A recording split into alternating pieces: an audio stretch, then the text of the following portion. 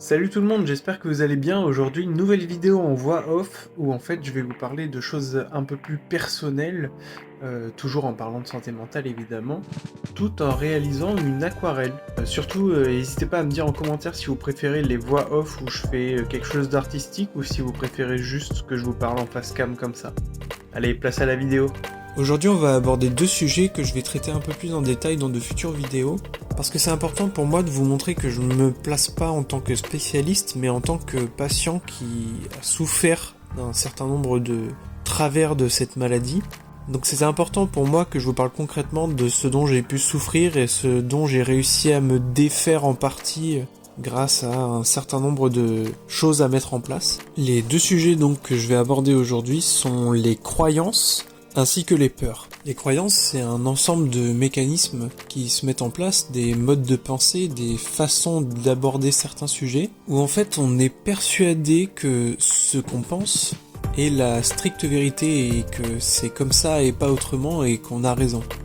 Déjà, ce qu'il faut savoir dans les croyances, c'est qu'on n'est pas là pour dire qui a raison et qui a tort. Chacun a sa propre opinion et chacun a ses propres façons de penser. Les croyances, par contre, ce qui est très compliqué et ce qu'il faut réussir à faire, c'est les remettre en question. C'est avoir une discussion ouverte avec soi-même pour remettre en question certains a priori, certaines évidences qui le sont peut-être pas.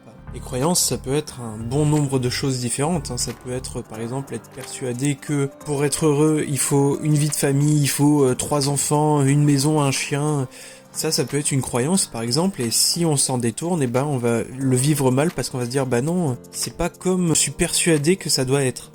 Pour en venir un peu à moi, j'avais une croyance, en fait, particulièrement destructrice, où en fait, je justifiais mon mal-être en étant persuadé que de toute façon on n'est individuellement que des gouttes d'eau dans un gigantesque océan d'êtres humains et qu'en fait qu'on soit vivant ou non ça change rien, que je meure aujourd'hui ça ne change rien au cours global de l'existence dans l'univers. Au fond c'était un peu comme si je répondais à la question quel est le sens de la vie et que ma réponse c'était de toute façon elle n'a pas de sens, on est une espèce comme une autre et notre seul but c'est de nous reproduire et voilà, et pas plus. Et donc un jour j'ai fait une séance avec mon psy et la séance a consisté quasiment en juste en 1 heure où moi je lui explique pourquoi j'ai raison et pourquoi cette croyance elle est justifiée et pourquoi du coup les pensées suicidaires sont justifiées. Et donc sur cette séance il m'a pas dit que j'avais tort ou que j'avais raison, mais il m'a juste dit de prendre du temps pour moi pour réfléchir à vraiment le sens profond de cette pensée. Et en fait, ça c'est vrai que c'est un exercice qu'on fait rarement dans la vie de tous les jours. On ne remet pas en question une croyance qu'on peut avoir et surtout une croyance où on est autant persuadé qu'elle est logique et évidente. Et donc un soir, j'ai pris le temps, j'ai réfléchi, je me suis remis en question, j'ai eu une petite discussion avec moi-même où je me suis dit ok, à quel point c'est justifié ce que tu dis. Et au final, je me suis rendu compte que ça n'était pas tant que ça. Même si on peut imaginer qu'on est juste des gouttes dans un océan d'êtres humains, c'est comme les gouttes qu'il y a sur la vitre quand il pleut en voiture et qui font la course des gouttes, elles ont pas toutes le même chemin.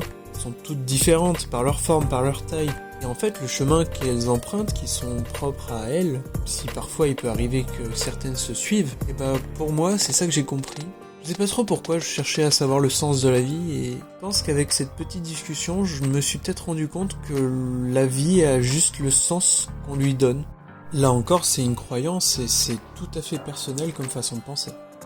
Mais je me suis surtout rendu compte en fait que si j'avais cette croyance, ça me permettait juste de décaler la responsabilité de mon mal-être en disant de toute façon c'est limite de l'ordre du cosmique pour justifier le fait que ça aille pas.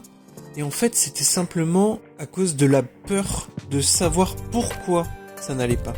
Pourquoi fondamentalement ça n'allait pas, et j'avais peur d'accepter ces raisons, et donc j'avais réussi à créer cette croyance qui m'arrangeait bien.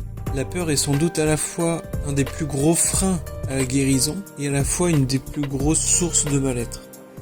On a à la fois la peur de l'inconnu d'aller mieux, et à la fois la peur d'accepter les vraies raisons du mal-être, la peur que ça ne coïncide pas avec nos croyances. C'est un ensemble de peurs qui sont vraiment destructrices et sur lesquelles il faut réussir à travailler. Mais j'en parlerai plus en détail dans des futures vidéos. Parce que là, la vidéo est déjà bien assez longue et en plus j'ai fini mon chat. Et voilà, c'est tout pour aujourd'hui. J'espère que ça vous aura plu. N'hésitez pas à me faire vos retours en commentaire. Je les prendrai bien évidemment en compte.